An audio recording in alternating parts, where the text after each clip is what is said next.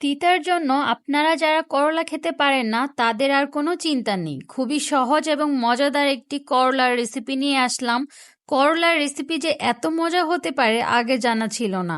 আজকে করলা দিয়ে ম্যাজিক একটা রেসিপি তৈরি করব, সেটা হচ্ছে করলা দিয়ে আলুর ডাল।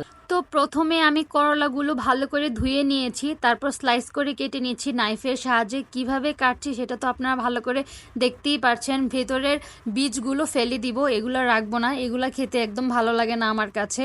আপনাদের কাছে কেমন লাগে আমি জানি না। তারপরে এভাবে চিকন চিকন করে কেটে নিচ্ছি। আর যে কোনো সবজি কাটার আগে ধুয়ে নিলে এর পরিপূর্ণ পুষ্টিগুণ পাওয়া যায়।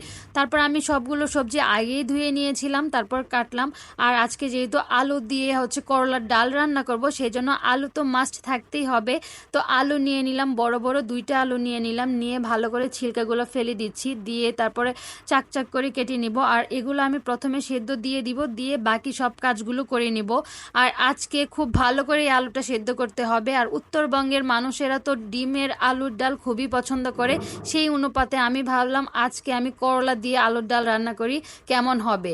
তো বাসায় একদিন আমি রান্না করেছিলাম, সবাই অনেক বেশি পছন্দ করেছে, সেই জন্য ভাবলাম আজকে আপনাদের সঙ্গে এটা শেয়ার করি।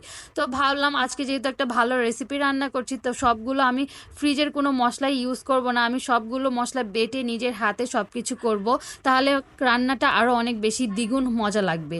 তারপর আলুগুলো সিদ্ধ দিয়ে দিলাম, আমার আলুগুলো অনেকগুলো সিদ্ধ হয়ে গেল ভালো করে। তারপর এগুলো মেশ করে নিচ্ছি, গরম ছিল এই জন্য স্পুনের সাহায্যে আমি করে নিচ্ছি। আপনারা চাইলে হাত দিয়েও করতে পারেন, সমস্যা নেই, বাট একটু সাবধানে করবেন, গরম থাকলে হাত পুড়ে যাওয়ার সম্ভাবনা থাকে।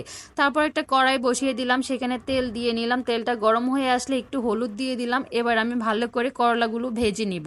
তো করলাগুলো ভালো করে ভাজতে হবে, কারণ এখানে ভালো করে ভাজলে হয় কি পরে আর তিতা লাগে না। এখানেই হচ্ছে আসল ম্যাজিকটা, ভালো করে ভাজলে তিতা লাগার কোনো সম্ভাবনাই থাকে না। এটা হচ্ছে ছোট থেকে বড় সবাই অনেক বেশি পছন্দ করে খাবে। আপনারা এটা না করে খেলে একদমই বিশ্বাস করতে পারবে না যে এই রান্নাটা এত বেশি মজা হয়, তিতা মুক্ত খাবার হয়। অনেকে যারা করলা তিতার জন্য খেতে পারে না, তারা এভাবে করে তাদেরকে দিবেন, তারা খুব মজা করে খেয়ে নেবে।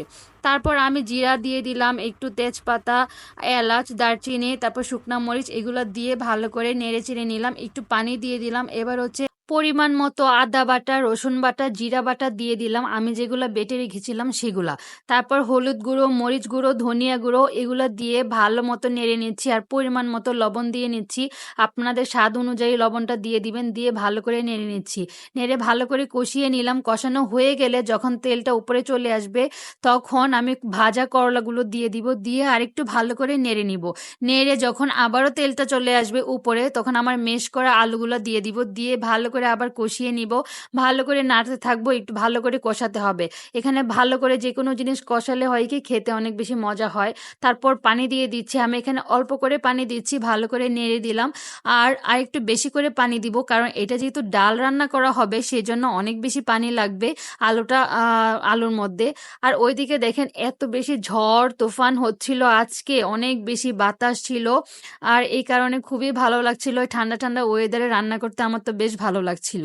তারপর এদিকে আকাশের দিকে তাকিয়ে তাকিয়ে দেখতে দেখতে এ পাশে আমার তরকারি প্রায় হয়েই গিয়েছে, ডালটা আহ, অনেকটা পানি দেওয়ার পরে বলক চলে আসছে। তারপর আমি নামিয়ে নিয়েছি, একটু ঝোল ঝোলে রেখেছি, কারণ এটা ডাল যেহেতু একটু পাতলাই থাকবে, আর আলু যেহেতু দিয়েছি কিছুক্ষণ পরে এটা আবার ঘন হয়ে যায়, এজন্য একটু বেশি করে পাতলা রেখেছি।